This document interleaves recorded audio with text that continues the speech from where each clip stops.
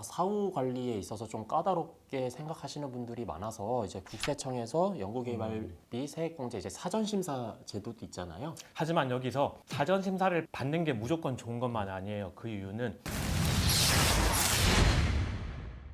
안녕하세요. 지킴앤아이드의 재활이온 김정훈 세무사입니다. 반갑습니다. 요즘 R&D 세액공제 관련돼서 이야기가 참 많이 들리고 있는데요. 좀 이슈들이 좀 많이 있죠. 그쵸, 이게 세무조사가 요즘에 많이 이루어지고 있는 과정이고요. 세무조사가 나오게 되면 연구인력개발비 세액공제에 대해서 무조건 이슈 제기를 하고 그 항목이 제대로 되어 있는지를 많이 건드리는 항목이에요. 그래서 오늘은 IT 업계와 게임 업계 세무조사 과정에서 실제로 발생됐던 사례를 통해서 연구인력개발 세액공제를 어떻게 우리가 받아야 하고 어떻게 준비해야 하는지에 대하여 알아보는 시간을 가져보도록 하겠습니다. 네. 그 사례에 대한 내용을 좀 먼저 자세하게 살펴보기에 앞서서 먼저 연구개발비 세액공제가 어떤 것인지 한번 설명을 해주시겠어요? 쉽게 말해서 이제 기업이 연구개발 활동을 해서 지출됐던 비용이 있을 경우에는 이를 우리가 내야 하는 법인세나 소득세에서 비용을 공제해주는 제도라고 보시면 될 것 같고요. 기업이 연구개발 활동을 촉진해서 더 많은 연구개발을 해서 기업뿐만이 아니라 이제 국가 이별제할 수 있는 이런 연구 성과를 낼 수 있도록 지원해주는 제도라고 보시면 되겠습니다. 이제 연구개발을 장려하기 위한 이제 제도인데요. 결국에는 가장 중요한 것은 세액공제 혜택이잖아요. 혜택이 어떻게 주어지죠? 연구인력개발비 세액공제 혜택은 이제 기업 규모와 연구개발 유형에 따라 달리 적용이 되는데요. 세법에서는 이제 신성장 원천기술연구개발비 그리고 국가전략기술연구개발비, 일반 연구개발비로 이렇게 구분을 하고 있고요. 기업 규모는 중소기업, 중견기업, 일반 기업에 따라서 그 공제율이 달리 적용됩니다. 중소기업 같은 경우에는 최대 50%, 일반 대기업 같은 경우에는 25%까지 세금을 절약할 수 있는 부분이 있으니 그 혜택은 상당하다고 볼 수 있죠. 그렇죠. 투자한 금액의 50%만큼을 최대 세금에서 줄여준다라고 하니까 그 금액은 굉장히 큰데요. 그렇다면 유독 세무조사에서 이 연구개발 세액공제를 좀 유심히 쳐다보는 이유는 뭐가 있을까요? 방금 말씀 주셨듯이 그 혜택이 크기 때문에 이런 부분들이 발생을 하는 거고요. 실제 사례를 통해서 우리가 한번 자세히 알려드리도록 하겠습니다. 실제로 한 최근 게임 회사에 있었던 세무조사에서 발생됐던 이슈이고요. 국세청에서 여기 회사에 대해서 연구인력개발비 세액공제가 제대로 반영되었는지 적정하게 검토가 되었는지 크게 두 가지에 대해서 문제를 제기를 했었습니다. 두 가지 어떤 것들이 있죠? 일단 연구인력개발비 세액공제를 받기 위해서는 회사의 기업 부설 연구소가 세팅이 되어 있어야 하고요. 이거는 인증을 받아야 하는 거기 때문에 기본적으로 인증을 받았다라는 걸 전제로 해서 말씀을 드리겠습니다. 게임 회사 세무조사 시 이슈가 됐던 첫 번째 항목은 회사가 수행했던 연구개발비 이 항목들이 진정한 연구개발이 맞냐라는 거에 대해서 이슈 제기를 했었고요. 예를 들어 이제 연구개발 활동이라고 하는 건 새로운 뭔가를 창출해내야 하는 활동이 되어야 하는데 단순히 기술을 활용한다거나 기존에 있는 것들을 변형하는 거에 대해서는 연구개발비로 인정해 주지 않고 있습니다.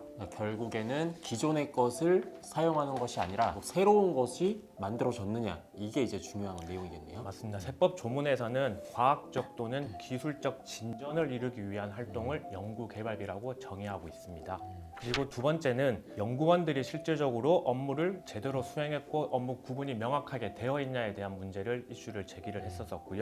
연구개발비에 발생되는 주 비용은 연구원들의 인건비가 대부분이잖아요. 그렇다라고 하면 연구원들은 순수하게 연구개발 활동에만 전념을 해야 하는 건데 그 연구원들이 이 활동이 아닌 다른 활동을 같이 병행했을 경우에는 비용을 다 부인하도록 되어 있습니다. 예를 들면 연구팀장님이 연구원들을 선별하기 위한 인사권에 만약에 영향을 미쳤다거나 아니면 회계관리 이런 것들을 연구원들이 수행을 했다거나 이런 것들은 순수하게 연구에만 전담한 것이 아니기 때문에 겸입하고 있는 연구원들에 대한 비용은 전부 다 제외시켰던 사항이었던 거죠.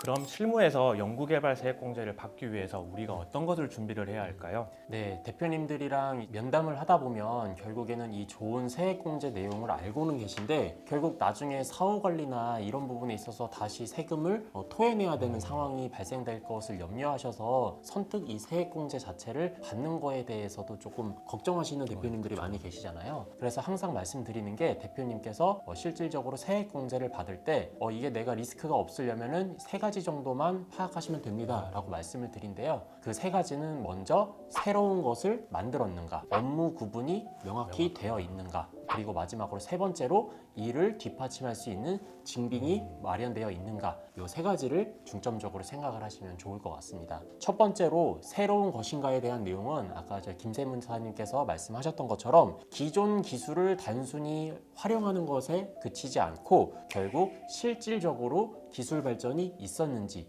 그래서 실질적인 기술 발전이 있다라고 하면은 이 부분에 있어서는 리스크는 그래도 많이 줄어든다라고 이해하시면 좋을 것 같습니다. 그 다음에 두 번째는 업무 구분이 명확한가에 대한 내용이에요. 결국에는 이제 연구 개발과 관련돼서 필수적으로 그리고 가장 크게 소요되는 것이 인건비잖아요. 연구 개발을 하는 인건비와 관련된 내용이 가장 큰데, 이 인건비를 구성하는 게 실질적으로 연구에 활용되는 인건비도 포함되어 있겠지만 일반 사무에 대한 것도 업무를 같이 하셔서 이거에 대한 업무 구분이 명확하지 않다라고 하면은 실질적으로 내가 이분에 대해서 지급하는 금액이 얼마 정도 금액만 연구에 해당되는 건지 명확하지가 않으면 결국 이런 것들이 다 사후에 리스크로 돌아올 수 있기 때문에 연구원들의 순수 연구 개발 시간이 언제인지, 그리고 이제 다른 업무와 분리가 되어 있는지, 이 부분에 있어서도 조금 고려를 해보시는 것이 중요할 것 같습니다. 마지막으로 세 번째는 결국 이 앞서 말씀드렸던 두 가지를 증빙할 수 있는 수단이 있는가에 대한 내용이죠. 결국에는 이제 연구 일지부터 시작해서 연구 계획서, 그 연구 결과물, 이런 것들이 증빙으로 뒷받침되어야지 나중에 사후 관리에 있어서도 문제가 없고요. 간혹 저희가 이전에 다른 곳에서 이제 연구개발비 세액공제를 받은 곳들이 계셔가지고 그 사후 관리에 대한 자료를 요청해 보면 사실 미비된 것들이 굉장히 많아요. 그냥 분기에 한 번씩 그냥 한 줄로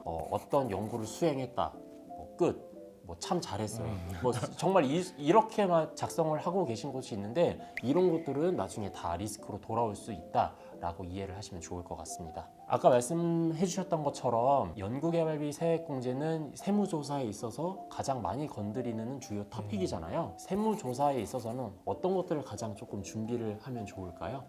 방금 지세무사님께서 이제 준비하는 세 가지에 대해서 말씀해 주셨는데요. 세무조사 시 이제 오자마자 제일 먼저 요청하는 자료가 너네 실제로 연구했던 연구 개발 일지 갖고 와라. 거기에 내용이 말씀하셨던 연구가 잘 되어 있다, 연구를 언제 했다, 이렇게 되어 있으면 연구 활동을 한 것으로 보지 않거든요. 그래서 실제 어떤 연구를 했고 연구의 성과가 어떻게 이루어졌고 우리는 어떤 발전이 있었다, 이런 것들이 일반인들이 알아보지 못한다 하더라도 연구원들이 쓰는 용어에 따라서 실제적으로 연구했던 내역을 명확하게 기재해 주시는 게 필요하고요. 그래서 첫 번째, 연구 개발 일지를 잘 작성해서 증빙을 잘 만들어 놓으실 필요가 있습니다. 두 번째는 연구원들이 연구 개발 활동에만 전담을 하셔야 합니다. 연구 개발 외에 행정적인 업무를 계속 병행하셨을 경우에는 그 부분이 문제가 될 수 있거든요. 예를 들어 이제 연구팀장님께서 인사권의 결재권자로 이렇게 서명을 하셨다거나 아니면 시장 조사나 판촉 활동을 같이 했던 내역이 발견된다거나 이런 것들이 발견됐을 경우에는 연구원으로 보지 않을 소지가 높아지게 되시는 거거든요. 그렇기 때문에 연구를 수행하는 연구원들은 순수하게 연구만 했다라는 내용, 다른 활동에 관여하지 않도록 철저하게 업무를 분담시켜서 연구에만 전념하실 수 있도록 세팅해 주시는 게